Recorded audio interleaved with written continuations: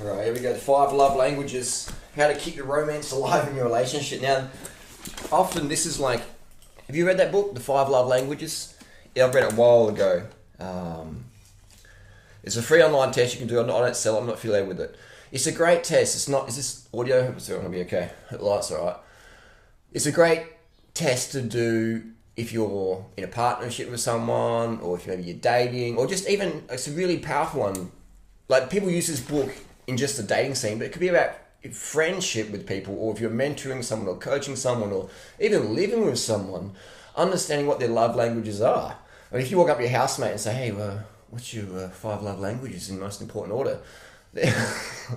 Depends what sort of setting you got. They might feel a bit creeped out, but you can say, hey, like, you know, what 5 love languages are you, what speaks to you the most? What's most important? You know, I'm asking this as a housemate. I'm asking this as like a friend or a mentor or a coach or even a fucking employer or employee. Imagine asking your boss, hey, what's your 5 love languages? Like, you're either going to get sacked or you're going to get a raise.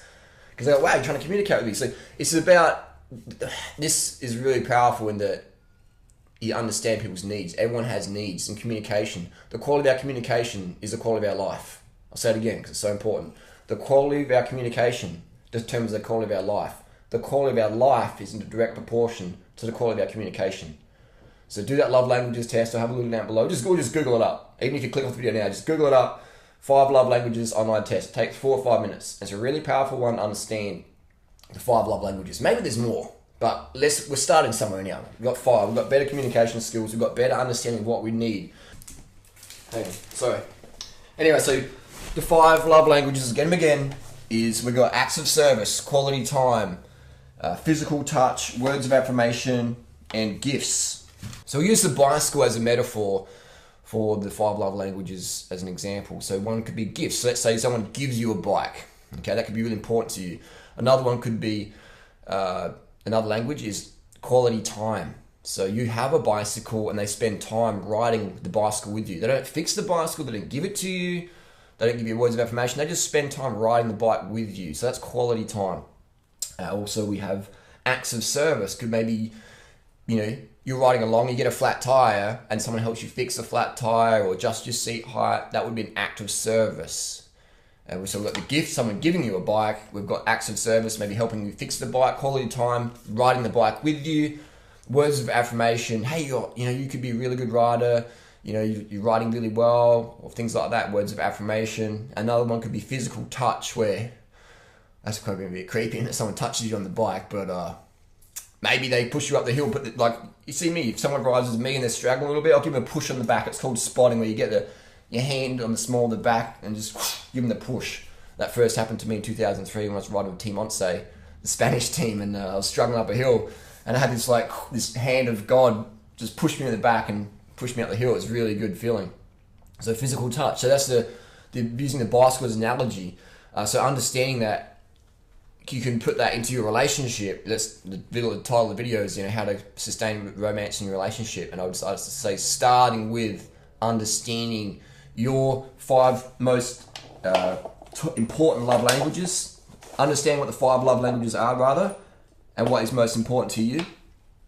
And then, I'm just losing a screw here. Understanding that's so powerful. It's so powerful. And you can carry that to so many areas in your life. And imagine if we got taught this in school or university, or we don't.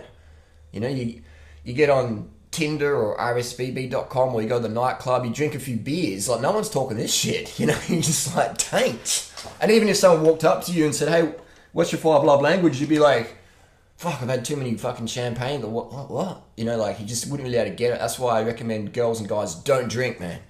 I mean, drink a couple of times, understand what the experience is if you want, move on quick. I haven't drunk alcohol since July, I think 14th or 4th. Bastille Day in France. When's Bastille Day? Let me know down below. I've been drunken since Bastille Day, July 2001. I have not a drop. I went out one time, I was out with friends a few years ago. Actually, it wasn't a few years ago, a year ago. And there was a drink on the table, and I thought it was like lemonade, so I just had a sip, but it was like lemonade and vodka or something. I just sipped it, could taste it, and spat it. It's the only alcohol I'll put to my lips. Again, maybe exception of red wine sauce and some vegan. You know what I'm saying? I don't fucking drink, and I haven't been drunk. I haven't drunk more than a nanogram of alcohol since 2001. And it's just better clarity, better mental clarity for sure.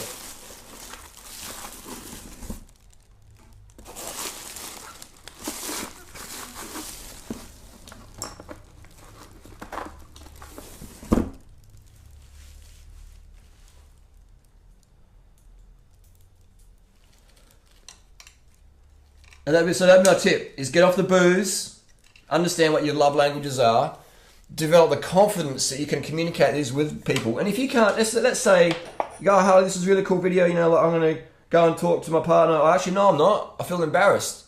Well, are you really? Why are you embarrassed? If you can't talk to your partner about your relationship, about your needs and what needs to be met, you don't have a relationship worth saving. Like, well, why? Also, though, second part is that maybe the person would communicate with you, but you make the false assumption that they wouldn't. You make that assumption they wouldn't communicate with you. So what are you doing that? Why are you doing that? So understand. So I have so many people say, oh, I'd like to say this with someone, but they probably would make fun of me. Well, you don't fucking know until you have a go. And if they do make fun of you, why are they making fun of you? Maybe they're embarrassed to share what they feel with you because they're scared of your rejection. Yeah. Pretty powerful, isn't it? So understand that a lot of people motivated by in society is based out of fear of rejection. What's phone is ringing, We won't tell someone something or pursue something or, pursue our career choice or whatever because of fear of rejection, of fear of social disapproval, fear of not being loved. And again, I've done so many videos about that, about self-love, and you got to put your life jacket on first. You got to wear the life jacket of self-love before you can go out giving love or helping anyone else, really. And the more that you look after yourself, the bigger your life jacket is, the more buoyancy you have through life, and you can be a better platform, a better pontoon. You can be a better pontoon to form a platoon of like-minded individuals, and that's why I can give so much to my community that I've created from scratch. No one gave me shout-outs on YouTube at the start. No one gave me any real tips. It was all self-made Duran Rider. I wasn't born like this. I'm made Duran Rider, the crazy character that I am. This is self-made. So that's why I can speak with such confidence when I'm giving advice. And a lot of people have never had a long-term relationship. I mean, me and Freely were together almost 9 years. And it wasn't a standard relationship where you go to work, we were like fucking Siamese twins. We'd share the same fucking small unit apartment. We'd share the same tent when we were camping out and stuff and doing house sits, and we had the same job or no job. We spent so much time together. So a lot of people don't understand. They've never had a relationship like that where it's just it's almost like brother and sister drive each other batty every day for 9 years in a way. So having that proximity with someone else, understanding someone's needs, etc. A lot of people have never had that in their life. They probably never will have that in their life for whatever reason.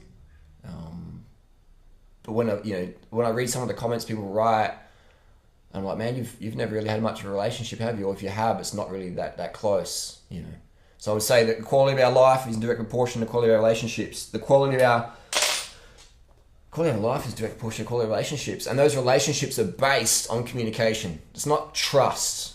Fuck trust, man. You don't need trust. I've got trust issues, Harley. You don't need fucking trust. Fuck trust. Trust means shit, man. Trust means nothing. That's just a word we put out in Hollywood. Trust. It's just you're coming down from your caffeine high and you got no energy, and someone's just oh, just trust me. It's just the easy way out of understanding. What's the opposite of trust? No, not what's the opposite. What's better than trust? What's legit? Understanding something. Okay, so I could ride this bicycle. It's super lightweight carbon. I don't trust it, but I understand a designer wouldn't want to make a frame fail that causes a catastrophic crash and an impending lawsuit. I understand that, okay? So I don't have to have trust the engineer know what the shit they're doing about. I'd understand that they represent a big corporate company who has a lot of assets. They may get sued, all right? So they're going to put out a product that has legit structure and integrity. So fuck trust, man. You want to have understanding. And by communicating with your partner, your 5 love languages, or your housemate, or your employer, or your employees, or whatever, I guess it could be 5 life languages. Maybe we could reword it, call it the 5 life languages, so people are a bit more or less love languages. What the fuck you sending me for? Can you imagine if you got a bunch of 20-something-year-old guys and you're a bricklayer and you've got these apprentices and you're like, hey guys, today in lunch break, I want you to write your 5 love languages to me.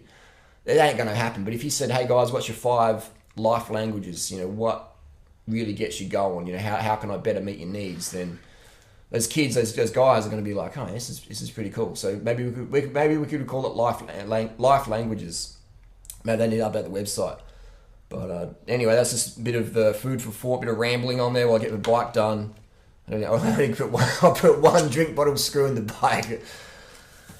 That's why I do good on YouTube and not good in the bike shop. But an example would be, anyway, let's cut this video. I can talk forever on this one. I'll do another video on a different topic in a sec. But life languages, love languages. Let us know down below what your thoughts are. And you got any other video ideas, hit me up. Thanks for watching as always.